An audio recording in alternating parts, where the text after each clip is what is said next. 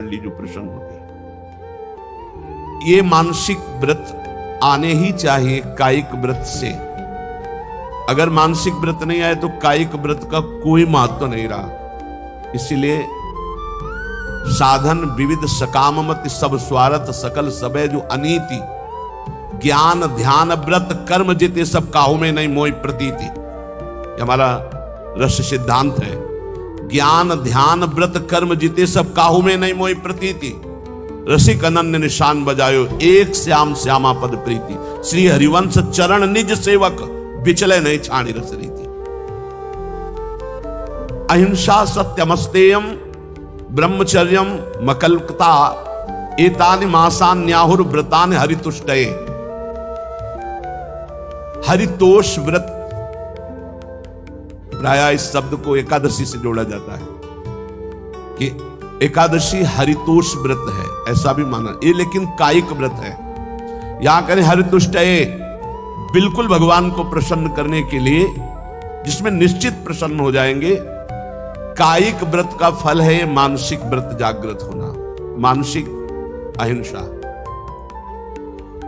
वचन से शरीर से किसी को पीड़ा पहुंचाना ये तो बात दूर रही, मन से भी किसी को पीड़ा दंड देने की बात हम नहीं सोचेंगे। वाणी से तो बोलेंगे ही नहीं, ऐसी वाणी कभी नहीं बोलेंगे किसी को दुख लगे। शरीर से ऐसी कभी चेष्टा नहीं करेंगे किसी की हिंसा हो, किसी को दुख हो। मन से संकल्प प्राय सब लोग कर लेते हैं, भोगे गए नहीं।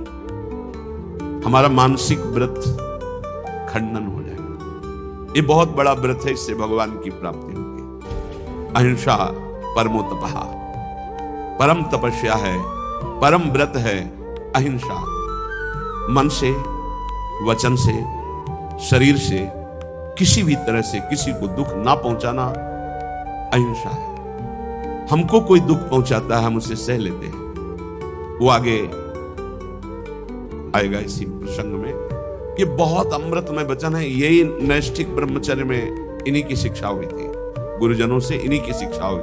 इसीलिए बाहरी बातों पर हमारा ज्यादा महत्व नहीं रहा कि अमुक वस्तु प्रभु को भोग लगानी है, अमुक वस्तु प्रभु को देनी, इस पर ज्यादा ध्यान नहीं रहा। ध्यान रहा कि प्रभु की प्रसन्नता होती इन आंतरिक महान लक्षणों से। अगर ये लक्षण नहीं होंगे तो बाहरी, फिर तो बड़े बड़े सेठ लोग, धनी मानी लोग प्रभु को रिझा लेंगे ना, क्योंकि उनके पास बहुत सी भोग सामग्री है। लेकिन कभी कदापि ऐसा नहीं पाया गया।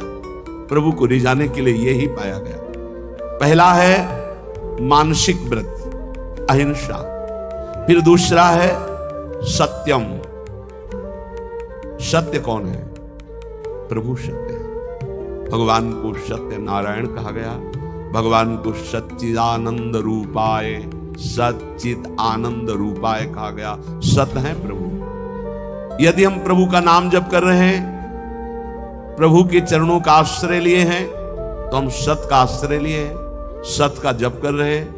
यदि संतों का संग करें तो सत्य संग कर रहे हैं। हमारे अंदर सत्य विचार हैं, हमारी सत्य क्रियाएं हैं, तो हमारी वाणी भी झूठ नहीं बोलनी चाहिए। सत्य भाषण है, सत्य संभाषण है, सत्य वार्ता है, वो सत्य है, वो सत्य है। ये मानसिक व्रत है। अगर ये व्रत नहीं है तो कायिक व्रत का कोई महत्व नहीं होगा, क्योंकि कायिक व्रत का शारीरिक तप का फल है मानसिक में आना। जैसे प्रगट सेवा का फल है मानसिक सेवा में आना, जैसे देह भाव की क्रियाओं का फल है देह भाव रहित होकर स्वरूप में स्थित होना। ये आंतरिक बातें समझो, सिद्धांत जो परम पद प्राप्ति का है।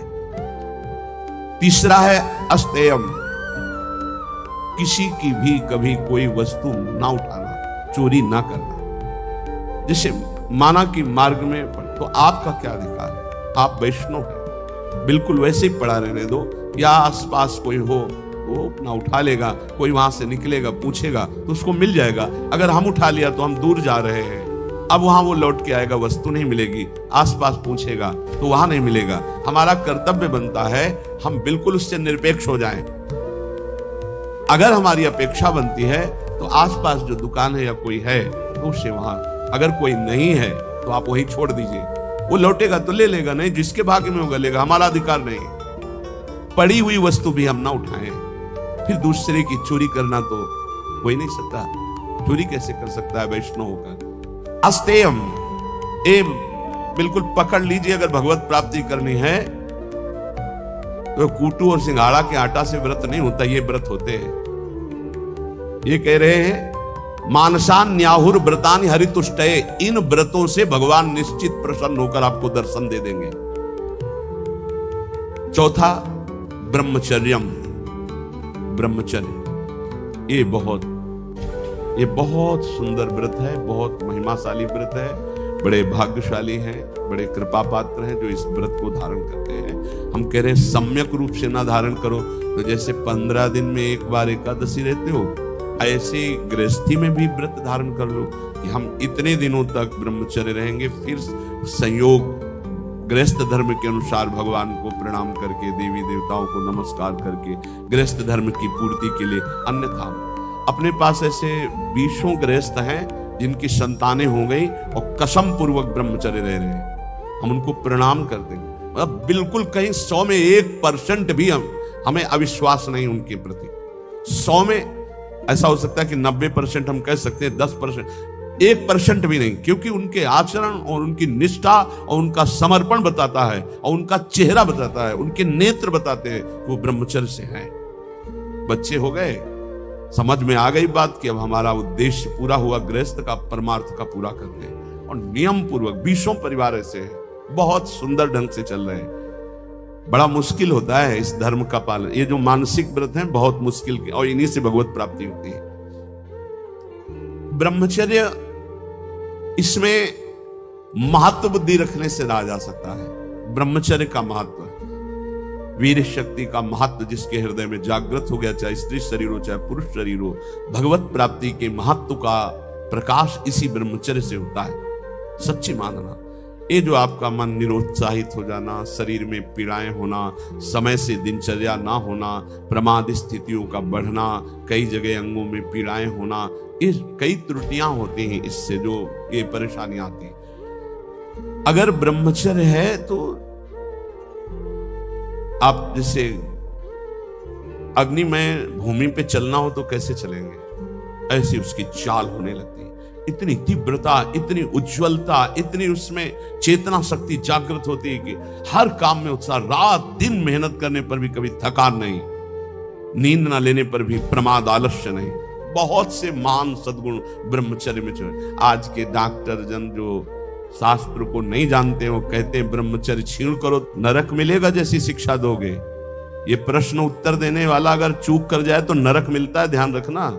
ऐसा नहीं कि एकांतिक में प्रश्न जो करे उत्तर मनमानी दे दो तो उत्तर देने वाले को नरक मिलेगा, क्योंकि तुमने जो बोला है वो स्वीकार किया जा रहा है समाज में, तो तुमको अगर ज्ञान नहीं तो उत्तर दे दिया तो नरक मिलेगा। ये बिना शास्त्र सम्मत उत्तर देने वाले, इनकी नारकी गतियां होती है। अब आपने शारीरिक संविधान का ज्ञान प्राप्त किया है तो आप भागवतिक संविधान को मानने की चेष्टा करें। आप भागवतिक संविधान का खंडन न करें। आप केवल शरीर के अंगों का ज्ञान प्राप्त किया है कि कौन सा अंग कैसे क्या चलता है, लेकिन ब्रह्मचर्य पर बोलने की सामर्थ्य तुम्हारी नहीं। तुम ब्रह्म के ज्ञाता नहीं हो, तुम शास्त्र के ज्ञाता नहीं हो, तुम डॉक्टर हो केवल अंगों के, शरीर के, बाह्य एक ढांचे के, वो भी सूक्ष्म शरीर के नहीं, केवल स्थूल ढांचे के हो। तो स्थूल ढांचे की आपको सुधार वाली बात बतानी है, कैसे रोग निवृत्ति होती है। ब्रह्मचर्य नाश करना, ये तुम कौन से सिद्धांत से बोलते हो, किस सिद्धांत से? छोटे छोटे नवीन अवस्था के बच्चे तुम्हारी बात मान करके और नष्ट होते चले जा रहे हैं। 8-8 बार 10-10 बार वो ऐसी चेष्टाएं करके इस दशा को प्राप्त हो गए कि सामने आके कहते, एक अधिकारी का बच्चा, वो अधिकारी भी बैठे थे अपनी पोजीशन में, सिर्फ आपका वीडियो सुना तो आपको बताने आया हूं, मुझे बचा लीजिए। ऐसे बैठे थे, बिल्ला लगे, मुझे बचा लीजिए, नहीं मैं अपना शरीर त्यागूंगा। नहीं नहीं बच्चा, नहीं, बिल्कुल नहीं, तुम बिल्कुल ठीक हो जाओगे। तुम एक बार हिम्मत करो, हमारी बात को मानो। हमारे पास कोई औषधि जादू टोना नहीं, केवल हमारी बात मान लो, भगवान तुम्हें शक्ति देंगे, तुम इससे निकलो, इससे निकलो। ये ब्रह्मचर्य बहुत बड़ी अमृत वस्तु है, हमारी प्रार्थना मान लीजिए। ये मन जब बहुत, तो भगवान छूट दे देते हैं। देख लो, जब तुम्हें घृणा हो जाए, जब तुम्हें लगे कि नहीं करना चाहिए, तो मुझे बताना, मैं तुम्हें सामर्थ्य दे दूंगा। आपको सामर्थ्य मिलेगी। आप जिस दिन से सोच लेंगे कि वास्तविक मुझे अब अपने जीवनी शक्ति की रक्षा करके भगवत प्राप्ति में ये हमें व्रत रखना है। ब्रह्मचर्य व्रत, अलग अलग ब्रह्मचर्य व्रत है। गृहस्थ में शास्त्र सम्मत एक पत्नी व्रत और संतानोत्पत्ति के लिए ऐसा संविधान किया गया है। अगर आप उसके विपरीत चलते हैं तो फिर आप व्यभिचार प्रवृत्ति में। परमार्थ में चलने के लिए पूरा अधिकार गृहस्थ का है। ऐसा ना सोचे कि गृहस्थी में होने के कारण मेरा मोक्ष नहीं हो सकता या भगवत प्राप्ति नहीं हो सकती या मैं ब्रह्मचारी नहीं कहा जा सकता। कहा जा सकता है। जिसने पाणिक ग्रहण संस्कार नहीं किया तब तक ब्रह्मचर्य रहा, फिर पाणिक ग्रहण किया तो एक पत्नी व्रत, और वो केवल संतानोत्पत्ति के लिए, और जब संतानें हो गई तो ब्रह्मचर्य, वो पूरा जीवन ब्रह्मचारी माना जाएगा। शास्त्र सम्मत बात कह रहा हूं। और वैरागी तो ब्रह्मचारी होता ही है जो भगवत प्राप्ति करना चाहता है। नैष्ठिक ब्रह्मचर्य, अहिंसा, मन वचन कर्म से किसी को भी पीड़ा या हिंसा न करना। देखो, मच्छर का स्वभाव है वो खून पीता है, भगवान ने उसका स्वभाव बनाया है। हमारा कर्तव्य ऐसे करना नहीं है, हमारा कर्तव्य उसको निकाल देना है, उसको उड़ा देना है। अगर हमारे को बहुत परेशानी तो मच्छरदानी की रचना भगवान ने कर दी है, आप मच्छरदानी लगा लीजिए, आप उससे बचने की व्यवस्था कर लीजिए, उसको मारने का अधिकार नहीं। ये हम भागवत से बोल रहे हैं, श्रीमद् भागवत में जहां नरकों का वर्णन है वहां इसका वर्णन है कि जैसे बिच्छू है, सर्प है, मच्छर है, डांस है, खटमल है, इनका रचना ही भगवान ने किया है और इनका स्वभाव ही है। वो ये नहीं जानते कि मैं खून पी रहा हूं तो इसको पीड़ा होगी, नहीं। उसका आहार, जैसे हम गाजर, मूली, ये सब वस्तुएं पाते हैं बड़े स्वाद से, मुझे नहीं पता कि ये जीव है।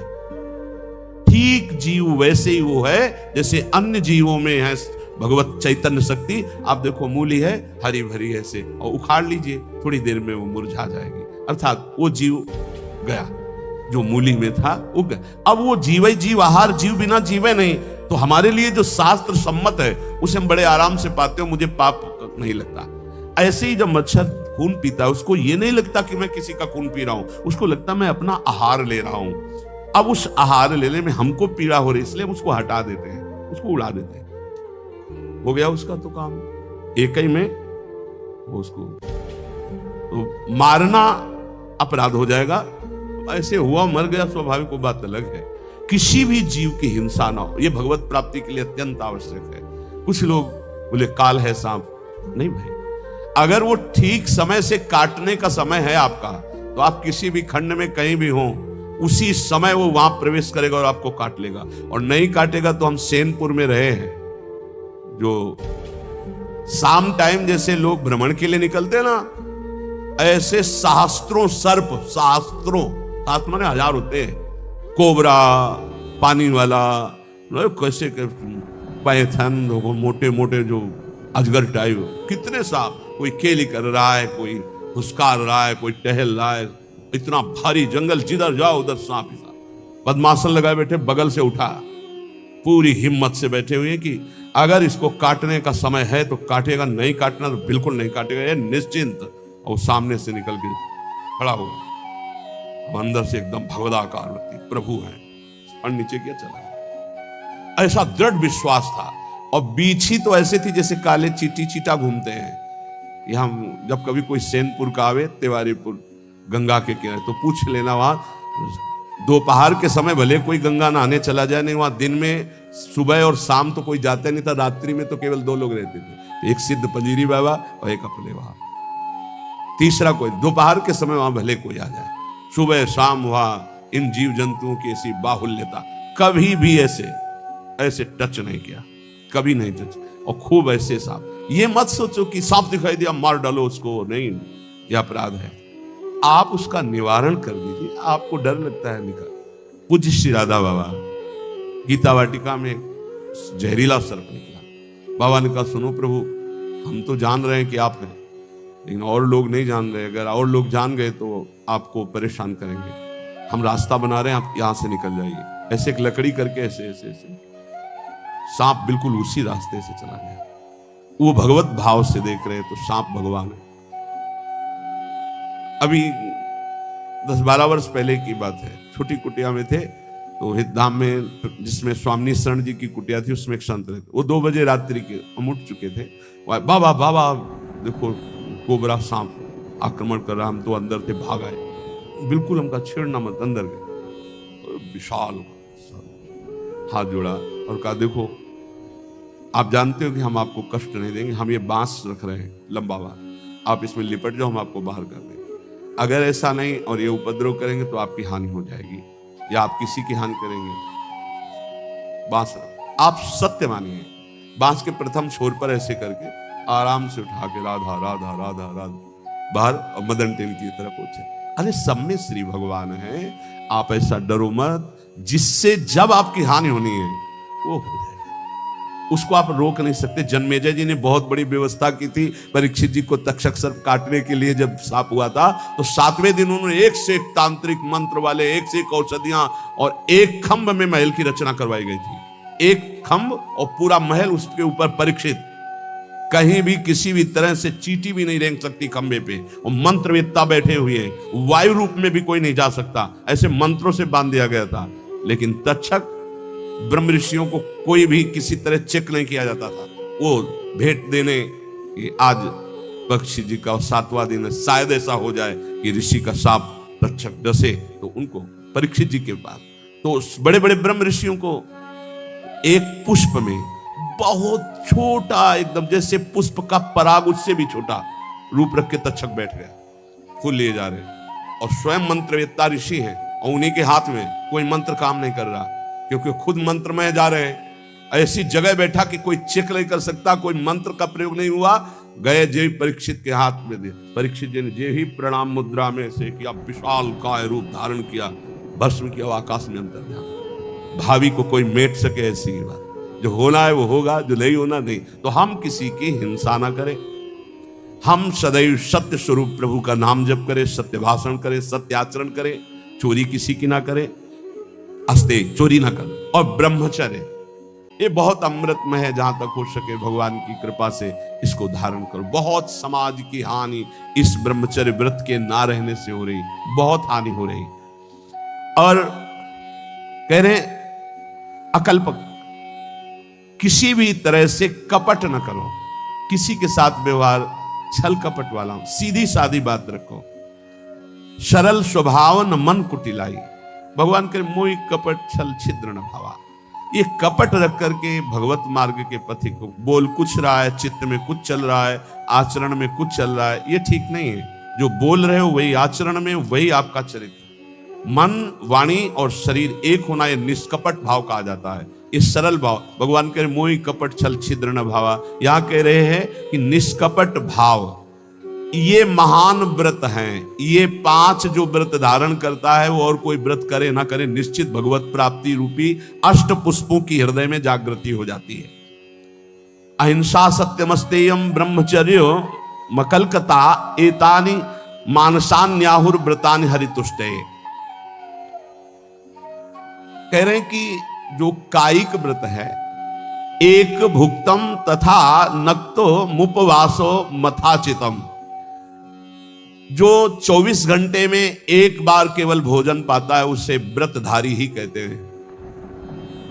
भले वो अन्न पर एक बार, कोई भी व्रत की पूर्णता एक बार, अगर 2 बार 3 बार तो व्रत नहीं माना जाएगा। नहीं, सुबह खूब आधा लीटर पौन लीटर दूध में चाय की पत्ती डाल के, आज एकादशी ना, आज अमुक व्रत है ना, और वो लिया, फिर 10-11 बजे फल फ्रूट और सब ये खूब दबा के, और 4 बजे फिर 8 बजे रात्रि के।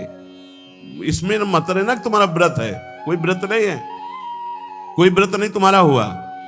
अगर आप एकादशी व्रत हो तो 24 घंटे में एक भुक्तम तथा नक्तो मुपवासो मायाचितम, अयाचित भाव से विरक्त को और धर्म पूर्वक कमाए हुए अर्थ से गृहस्थ को एक बार। व्रत हो तो किसी का दिया हुआ पानी भी मत पीना, नियम है। गृहस्थ हो तो आज तुम्हारा व्रत है, किसी का पानी नहीं, फलाहार की तो बात जाने दो। अपने घर में जो कुछ आपको मिल जाए वो एक बार, 24 घंटे में अगर व्रत पूरा करना है तो एक बार, जल भरे 2-3 बार ले लो, लेकिन खान पान का कोई भी सामग्री, फलाहार या दुग्धार एक बार करो तो व्रत माना जाएगा। वैसे अगर 24 घंटे में एक बार अन्न पाता है तो व्रत वाला ही कहा जाएगा, उसका व्रत ही माना जाएगा। ये शास्त्र। एक भुक्तम तथा नक्त मुपवास मयाचितम, अयाचित भाव से एक बार जो प्राप्त हो गया उसको शरीर, एक बार से प्राणों का पोषण अच्छा हो जाता है। जिनका भगवत कृपा से अभ्यास बन जाए तो देख लो। लेकिन बहुत ही कठिन है जिनका बाल भोग सुबह से हो चाय और बिस्कुट और नाश्ता, और फिर दोपहर में, फिर शाम के 4 बजे चाय नाश्ता, और फिर 8 बजे भोजन। तो शरीर पोषण 14 बार करके कोई भगवत प्राप्ति के मार्ग में चले तो भाई प्रणाम है। वैसे पीछे तो ऐसे नहीं चला गया, पीछे तो ऐसे हमने नहीं देखा किसी महापुरुष को कभी ये चाय नाश्ता का तो कोई सवाल ही नहीं। यार ये 24 घंटे में कभी कुछ मिल जाए तो बड़ी कृपा।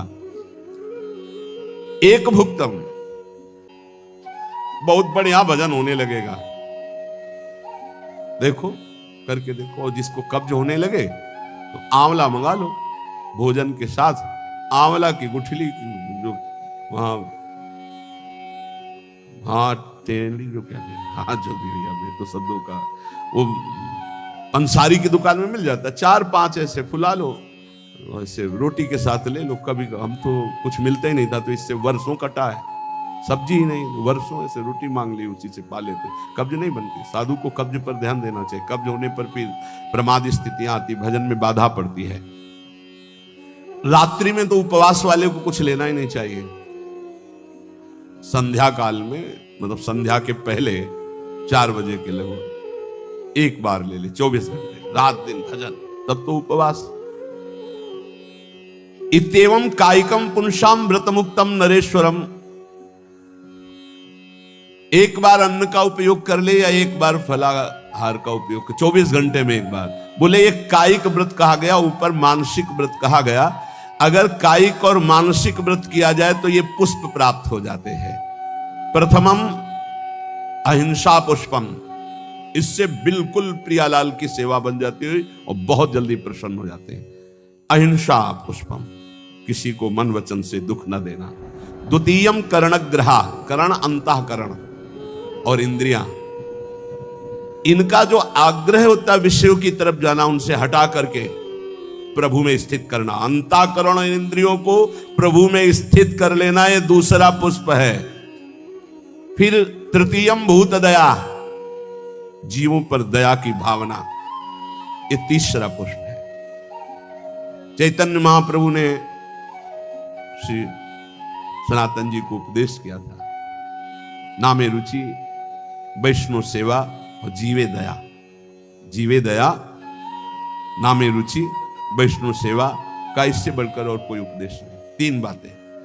जब किसी को दुखी देखा जाए तो अपने चित्त में दुख आ जाना, कैसे इसकी दुख की निवृत्ति करूं, ये वैष्णव हृदय होता है, ये भक्त हृदय होता है। इससे भगवान बहुत प्रसन्न होते। दूसरे को दुखी देखकर द्रवित हो जाना, भले हम नहीं निवारण कर पा रहे पर हमारे हृदय में पीड़ा है कि कैसे इसके दुख का निवारण हो। हे भगवान, मैं तो असमर्थ हूं, इस पर सेवा नहीं कर सकता, अर्थ नहीं है, ऐसी व्यवस्था नहीं है, ऐसा भाव नहीं, पर मुझे लगता है मैं इसे सुख प्रदान करूं। इतनी भावना से ये पुष्प भगवान के पास गया और आपके ऊपर भगवान प्रसन्न हुए। जीवे दया तृतीयकम पुष्पम, तीसरा पुष्प है समस्त जीव पर दया। चतुर्थम शांतिरेव च, चौथा पुष्प है शांति।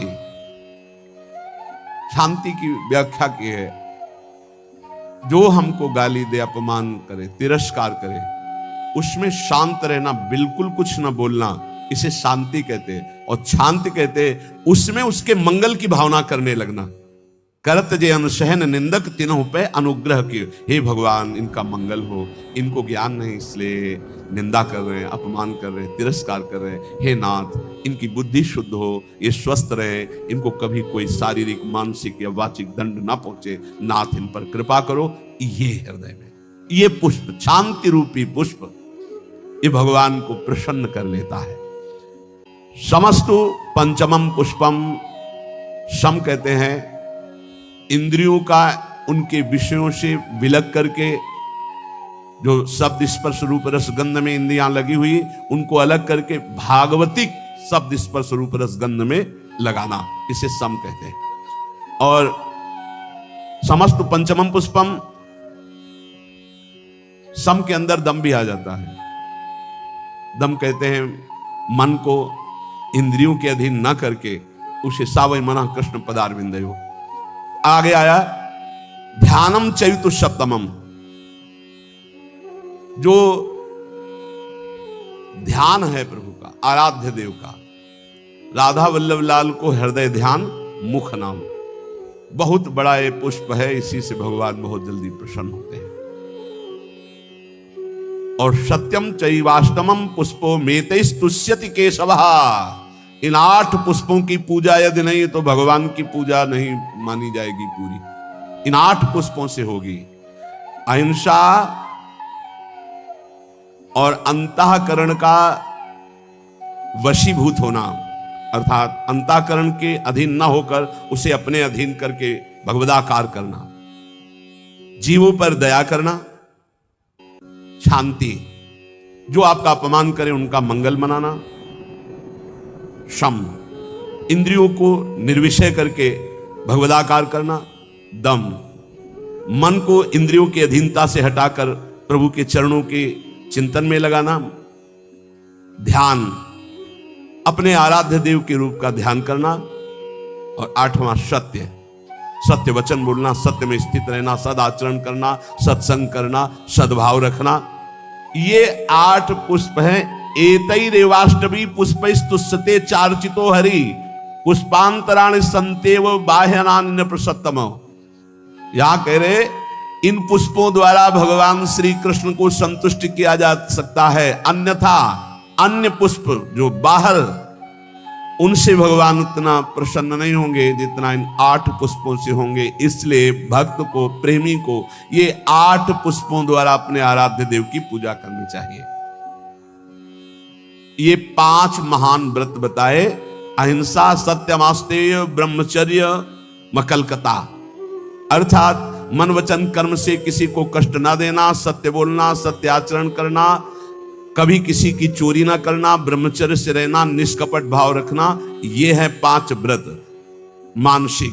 शारीरिक व्रत में जो भी व्रत रहे 24 घंटे में एक बार केवल लें, रात्रि में बिल्कुल नहीं।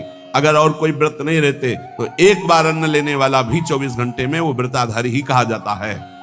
8 पुष्पों के द्वारा अपने आराध्य देव की आराधना करें। गृहस्थ में उतना ही अपना अधिकार माने, बोले यावत् भ्रियते जठरम तावत् स्वस्त्वम ही देहिनाम, अधिकम यो भी मन्येत सस्तेनो दंडमर्हति। जो गृहस्थ में होकर यह अभिमान करता है कि मेरी इतनी संपत्ति, मेरा इतना बैंक बैलेंस, मेरा मेरा मेरा इतना, वो दुर्गति को प्राप्त होता है। सब कुछ प्रभु का दिया हुआ है, बिल्कुल सरल भाव से समझ लो।